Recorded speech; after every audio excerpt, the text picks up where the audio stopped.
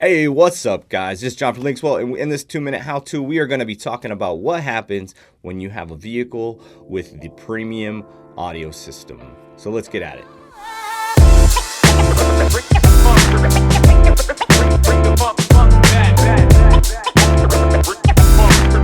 Alright guys, I just asked you to bear with me a little bit. I'm dealing with a head cold, so I am like super nasally and not feeling great, but I do have a lot of things that I want to share, and so here we are. And like I said, this video we are going to be talking about what happens when you have a vehicle that has the premium audio system in it, whether that's an Alpine system when it comes to the Dodge or Jeep, whether it's Bose with GM, maybe it's the Sony or Bang & Olufsen with the Ford, JBL with the Toyota. But there are some short sides and some ways around kind of helping the audio, and so I want to talk about that. So this is actually probably the most popular tech support question we get outside of obviously programming and stuff like that, is how come my audio doesn't sound as good, or why are my speakers really bad?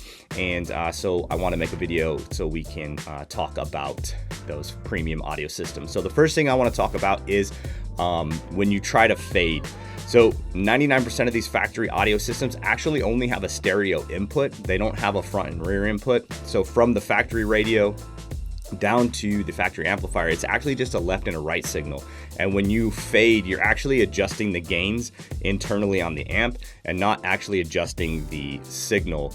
And so what happens when you put our radio into it, our fader is adjusting the signal. And so when you fade to the rear and you have no audio, that's because you've actually taken away all of the signal going to the factory amp. So some of these vehicles, and we'll talk about it in a minute, we can get back to the factory amplifier and we can control that factory fader. Not all of them, and that's just the short side, guys. I just need you to understand, these factory amplified systems are not designed to speak general language. Like what Dodge does between Dodge's radio and their Alpine amp is 100% their language. It's not a standard language.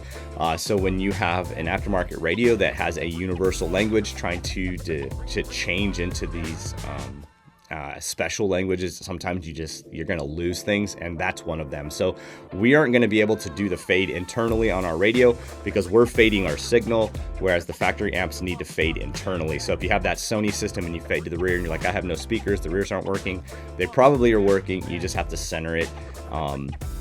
It's just, we can't do much about that. Some of them, like I said, we can adjust the fade in the amp, and we'll talk about that in a minute. So that's the first thing, is if you've got that premium sound, our fade's just not going to work. That's just the way things go. Can't do much about it outside of what we'll talk about after this. And the second thing is, we get a lot of people who say, hey man, I put this in and now my audio sounds awful. The speakers are crackling, they're popping, nothing sounds right. And here is the problem 99% of the time is you've probably had your truck for a while. You've probably tweaked out your EQ the way you like it. But what actually happens is, again, you're not adjusting things from the signal side. So you're not adjusting the signal in the radio going to the amp. Rather, you're adjusting the output of the amplifier to the speakers. So when you have adjusted your EQ, what happens a lot of times is when you pull out that factory radio, you haven't pulled out the EQ part, you've only pulled out the signal part. What's actually EQing is the amplifier.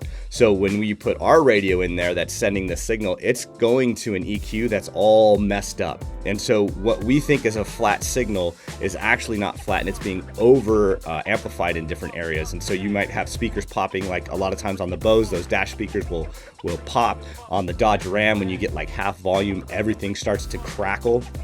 And that's usually because that factory amplifier has held those EQ settings.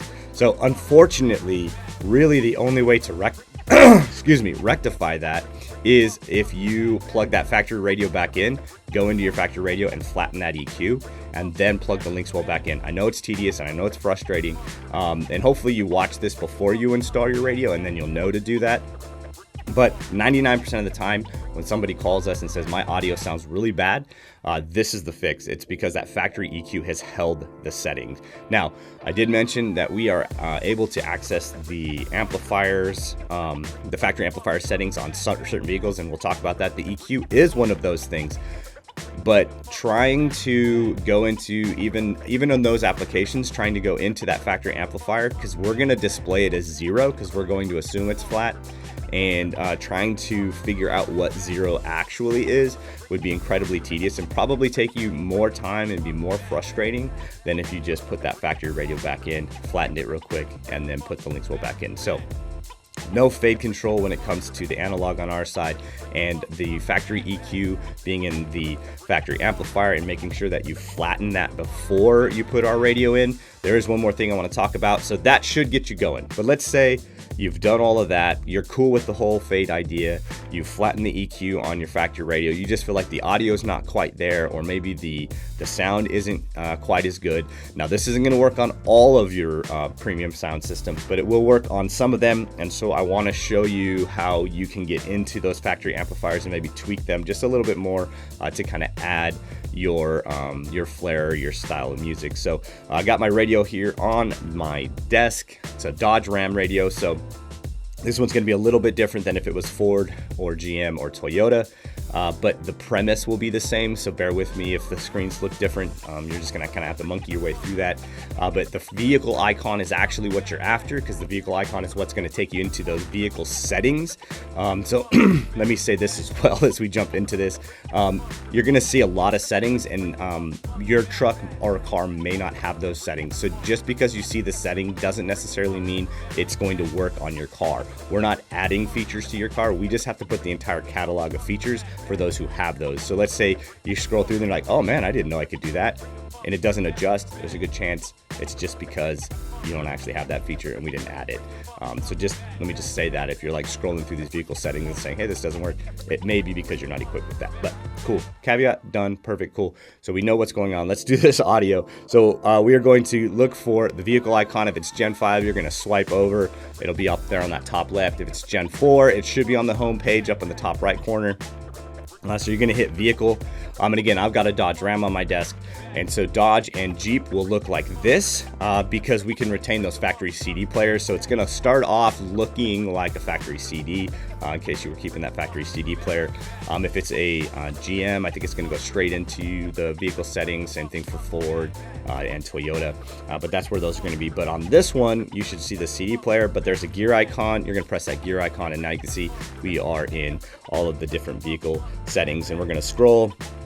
We're going to look for audio, and then you can see here we have options for volume, fade, balance, bass, middle, treble. We can go up with weather amplifier, adjust speed, surround, amp switch, stuff like that. So let's say you've got a Jeep, you've got a Dodge Ram, you've made sure everything's flat, you're still just not quite happy with the volume level, maybe it's not quite as loud. You can go in here into the vehicle settings and you can start adjusting that volume, and what that's going to do is it's going to raise the gain on that factory amp and not the signal. So when you raise the signal, sometimes you can or send a signal too much, and which causes these factory amps to distort. So having the opportunity to turn the gain up in the amp means less distortion. So let's say, again, like you didn't have the volume that you had before, go in here, turn up those volumes. Here's where you should be able to fade front and rear. So let's say you want to kind of kick it more up front or kick it more in the back.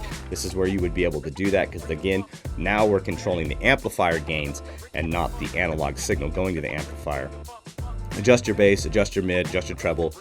This is just going to be like a secondary after REQ, a place for you to kind of maybe tweak it just a little bit more. Again, like I said, not every vehicle is going to look like this. Not every vehicle is going to have the same options. But so long as you have made sure that you've put that factory radio in and flattened the EQ, and you've done all of that work, and you've messed with REQ, and you're just feeling like you want a little bit more, I say go into vehicle, see what you can find, maybe adjust it a little bit, and see if you can't tweak that up a little bit better. So that's the conversation, guys, around these premium audio systems. Like I said, Dodge and Alpine, I know Alpine's an aftermarket name, but the conversation, or the language that this amplifier speaks to this radio is not universal.